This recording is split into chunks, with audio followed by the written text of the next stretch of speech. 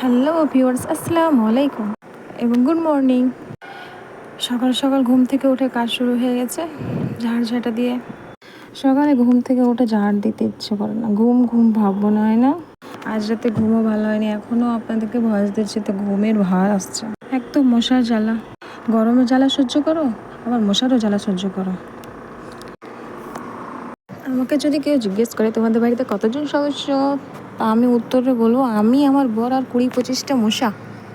মশাদের হাতে তো ঘড়ি থাকে না, তোরা টাইম কীভাবে বুঝতে পারে ঠিক সন্ধ্যাবেলা এসে হাজির হয়ে যায়। স্বপ্নে বেশি যদি লজ্জাহীন হয় তো মশারা যতই তারাও আবার চলে আসে।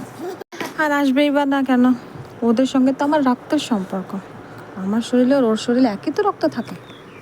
থেকে থেকে মনে হয় কি ওরা আমাকে দয়া করে বাড়িতে থাকতে দিচ্ছে, বাড়িটা তো ওদেরই। যাই হোক, এদিকে আমার ঝাড়ঝাড়টা হয়ে আমি বাসনপত্র ধুতে শুরু করে দিয়েছি। আপনারা সকালে কে কী করলেন জানাবেন। এই তাপ আর মাঝে মাঝে বৃষ্টির মধ্যে নিজেকে আপনারা ভালো রাখবেন, সুস্থ রাখবেন। এই সময়টা কিন্তু খুব খারাপ, একবেলা তাপ লাগছে তো একবেলা ঠান্ডা লাগছে, অনেক অসুবিধা হয়ে যায় শরীরের মধ্যে। রাতের ঘুমটা যদি ভালো হয় তো সকালে কাজকর্ম করতে খুব ভালো লাগে, কিন্তু কিচ্ছু করার নেই। মশা তো ঘুমটা আমার ভালোভাবে খেয়েই নিয়েছে। এই শালা মশার ঘুমের হাই লাগবে, আমার ঘুমের হাই ওকে লাগবেই। মশা থেকে সাবধান থাকুন, এই বর্ষার মশাগুলো খুব ক্ষতিকারক কিন্তু।